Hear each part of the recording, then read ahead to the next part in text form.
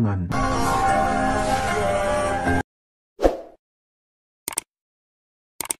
Dahil nga sa tagumpay na pagpuksa ni Tanggol at Bubbles pati ang kanyang mga kasamahan dito sa Red Phoenix ay talaga namang pong napahanga si Chief Espinas sa kanila. Ngunit kailangan muna silang magtago sa isang isla dahil nga po hinahunting na sila ng mga kasamahan ni Rigor, lalo pat nakita ni Rigor ang mukha ni Tanggol at Bubbles na siya nga ang nakasagupa nila.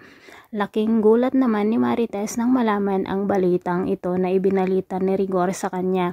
Samantala, habang wala nga si Tanggol sa bilangguan, dito na nga naisip ni Bong ang kanilang plano na pagtakas at pagkakaroon o pagsisimula ng malaking gulo para sa ganun nga ay may pagkakataon silang tumakas.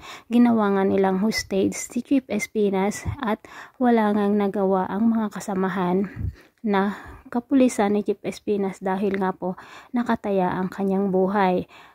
Nakapag-isip naman si Tanggol na bumalik na sa bilangguan at dito nga naabutan nila ang matinding riot o bakbakan. Nang makita nga ni Tanggol na hostage ni Bong si Chief Espinas ay gumawa ito ng paraan para sa ganun ay mailigtas ang buhay ni Chief Espinas at dito na nga ginawa ni Tanggol ang kanyang galing sa pakikipaglaban. Nang magkaroon ng pagkakataon na makawala si Chief Espinas dito sa pagkaka-hostage ni Bong, dito naman ginawa ni Tanggol ang pakikipaglaban kay Bong.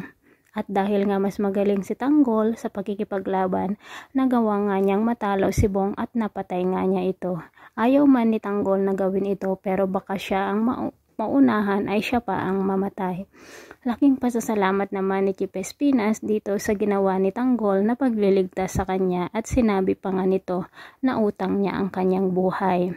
At dahil nga sa pangyayaring ito, sobrang napahanga si Chief Espinas kung kaya't binigyan nga niya ng pagkakataon si Tanggol at Bubbles na makalabas-pasok sa kulungan at dito na nga rin isasagawa ni Tanggol na bisitahin ang kanyang mga mahal sa buhay, lalo pat kapistahan ng Quiapo. Maraming salamat po sa panonood. See you on my next video. Bye-bye!